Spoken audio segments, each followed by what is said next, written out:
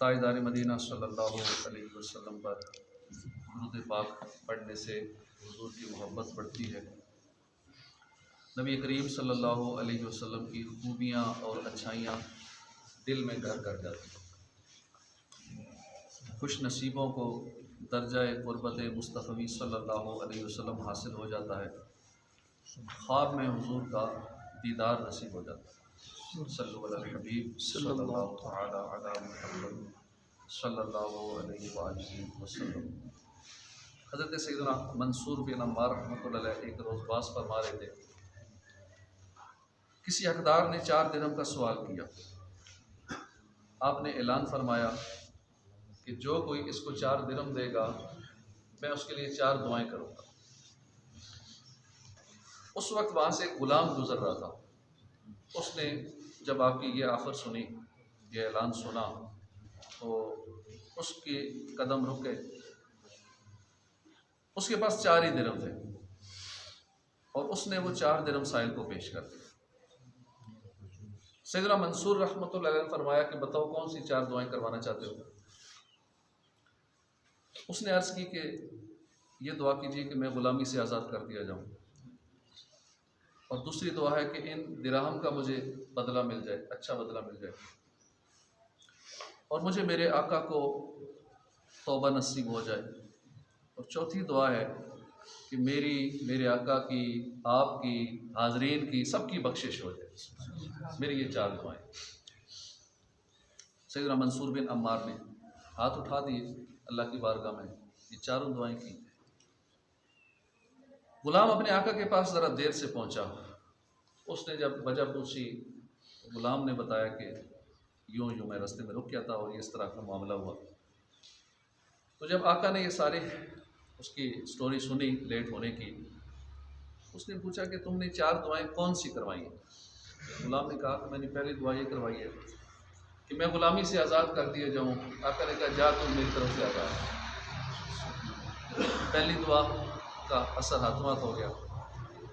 आका ने पूछा कि दूसरी दुआ कौन सी करवाई थी। उसने कहा कि जो 4 दिरहम मैंने दिए हैं, इन 4 दिरहम का कोई अच्छा बदला मिल जाए। आका ने कहा कि ठीक है, मैंने तुझे 4000 दिरहम दिए। 4 दिरहम दिए, उसके बदले 4000 दिरहम मिल गए। तीसरी दुआ कौन सी कराई। बोला कि मुझे और मेरे आका को गुनाहों से तौबा की तौफीक नसीब हो जाए। आका ने फ़ौरन इस्तिग़फ़ार पढ़ा, अल्लाह की बारगाह में अपने गुनाहों से तौबा की। पूछा आप चौथी भी बता दो। कहा मैंने इल्तिजा की कि मेरे आका की, हाज़रीन की, आपकी, सबकी बख्शिश हो जाए। उस आका ने कहा कि बाकी तो मेरे बस में था जो मैंने कर दिया, अब ये बख्शिश वाली बात, ये तो अल्लाह ही बख्शिश करने वाला है, मेरे बस में ये नहीं है। रात हुई, उसका आका सोया, तो ख्वाब में किसी कहने वाले को सुना कि जो तुम्हारे इख्तियार में था तुमने कर दिया, तो क्या जो हमारे इख्तियार में हम नहीं करेंगे।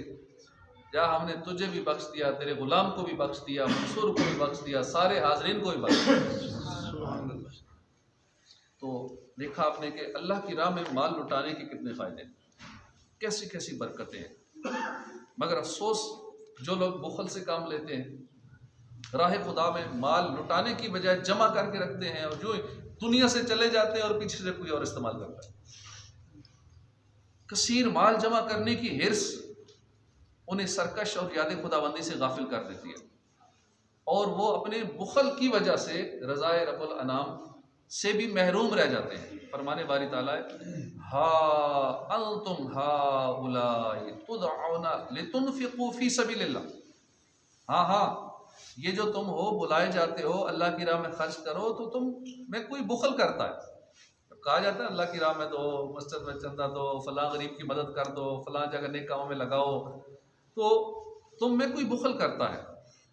और फमिनकुम मैं यबखलु, और जो बुखल करता है, वमन यबखल फइन्नमा यबखलु अन नफ्सिही, तो जो कोई बुखल करता है ना, वो अपनी जान से ही बुखल करता है, और अल्लाह बेनियाज है। वल्लाहु गनियुन व अंतुमुल फुकरा, अल्लाह गनी है, तुम फकीर हो। अल्लाह तो बेनियाज है, तुम मोहताज हो, और अगर तुम मुंह फेरो, वाइन ततवल्लौ यस्तब्दिल कौमन गैरकुम, और अगर तुम मुंह फेरो तो वो तुम्हारे सिवा और लोग बदल देगा।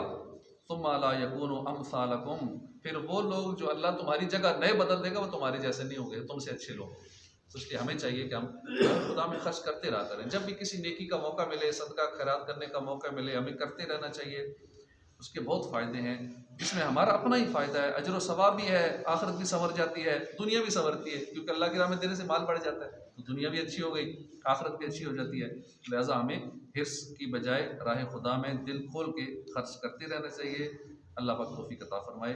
अल्हाकुमुत तकातुर हत्ता ज़ुरतुमुल मकाबिर, तुम्हें गाफिल रखा माल की ज़्यादा तलबी ने, यहाँ तक कि तुमने कब्रों का मुँह जाते।